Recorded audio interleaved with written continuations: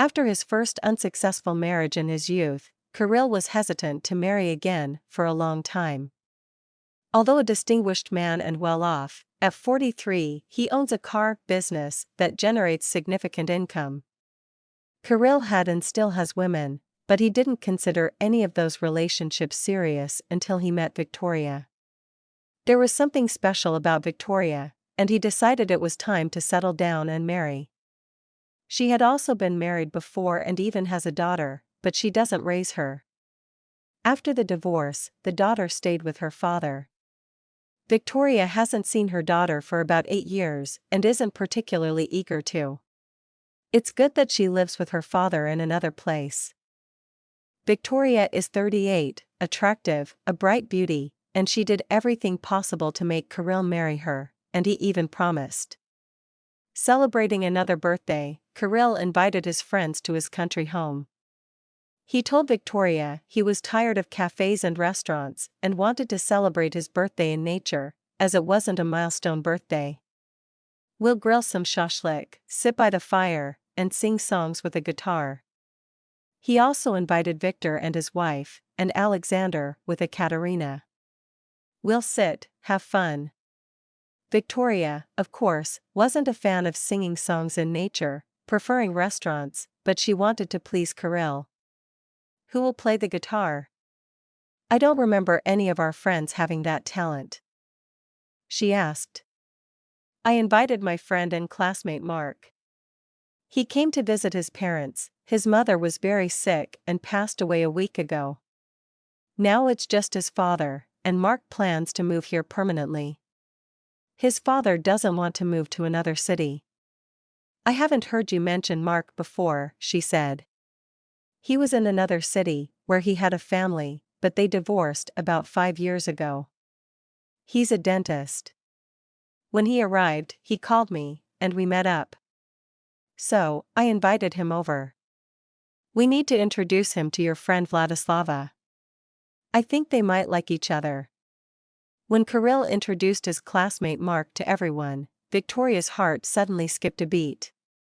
She didn't expect to see such a handsome, elegant man with expressive blue eyes and short blonde hair.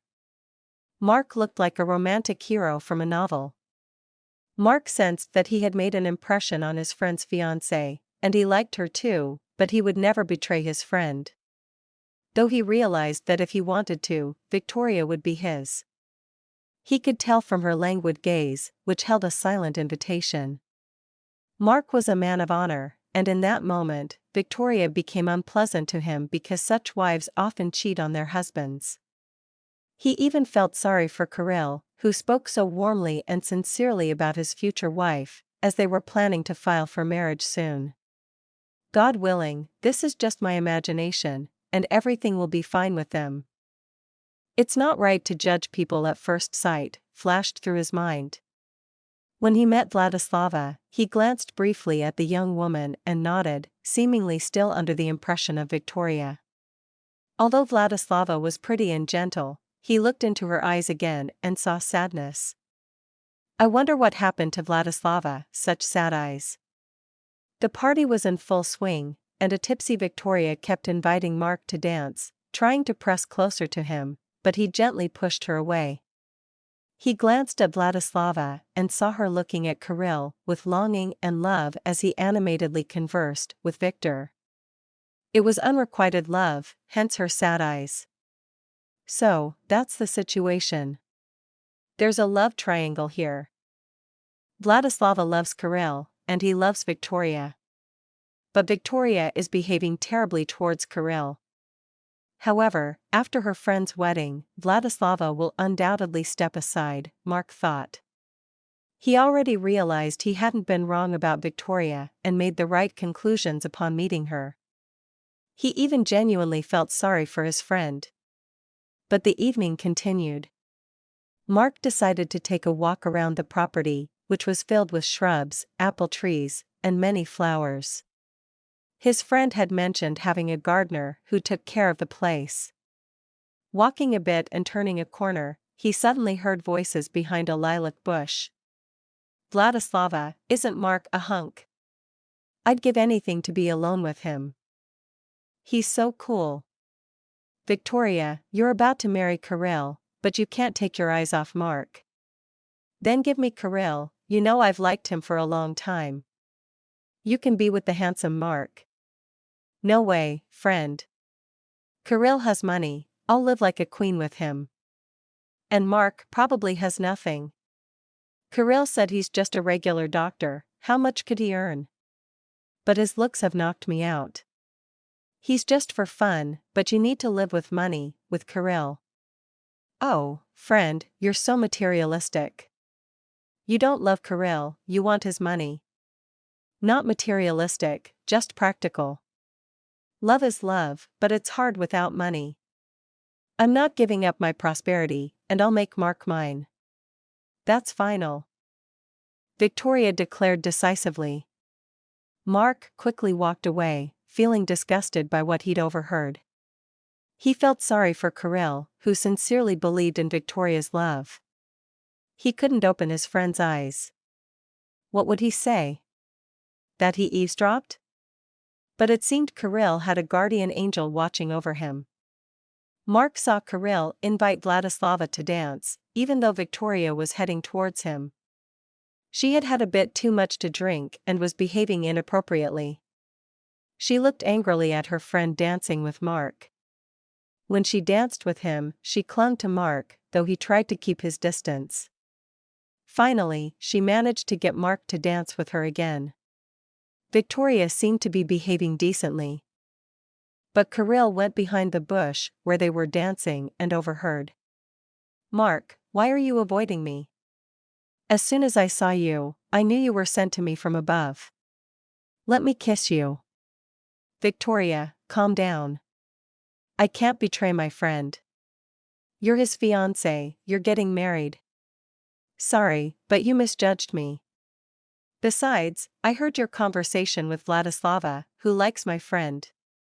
And you just want to have fun with me, because I don't have much money. Isn't that what you think? So what if it is? And you shouldn't eavesdrop on others' conversations. You see, Victoria, I know it's wrong to eavesdrop, but sometimes it's useful. It helps avoid mistakes. And I want my friend to have a faithful wife. I really want to open his eyes to protect him from a mistake. Oh, you're playing the moralizer. Do you think I'm ashamed? You don't know life, Mark, I'll teach you how to live, Victoria said, pressing closer to him. Kirill stepped out from behind the bush, his eyes dark as the night, angry. Thank you, my friend, you've already opened my eyes. You're a true friend and saved me from making a mistake. And you, Victoria, thank you for the birthday present. How did I not see your true nature before?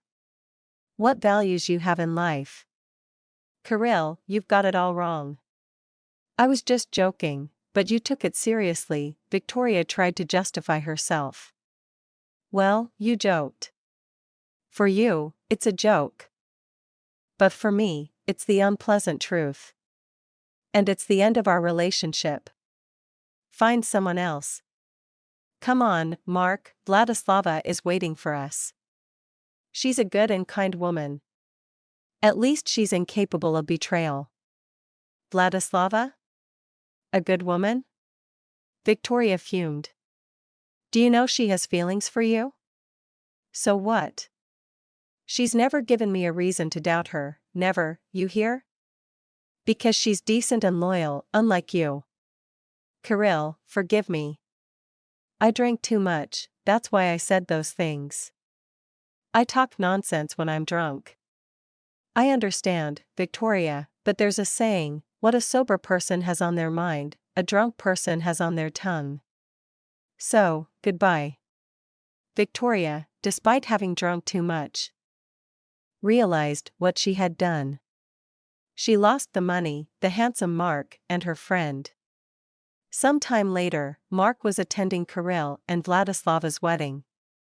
He was his friend's best man. Vladislava was glowing with happiness, looking beautiful and gentle. Mark, I invited you back, then hoping you'd meet Vladislava. I thought you might like her and something might come of it, Kirill said. Vladislava is a wonderful woman, beautiful and faithful. She'll be a true support in your life. I saw from the first meeting that she was drawn to you, but you didn't notice because of Victoria. And look how things turned out. You've been blessed with happiness, Kirill. She's your destiny. Yes, exactly. Destiny. And what about you, Mark? I'll be moving here permanently soon. My old man refuses to move in with me. I'll set up a business here, relocate my private clinic, and everything will be fine. The documents are ready, and the premises too. I haven't met my destiny yet, but I hope it happens soon. Once I get my affairs in order, I'll focus on my personal life, Mark said, smiling, hugging his friend whose eyes were shining with happiness.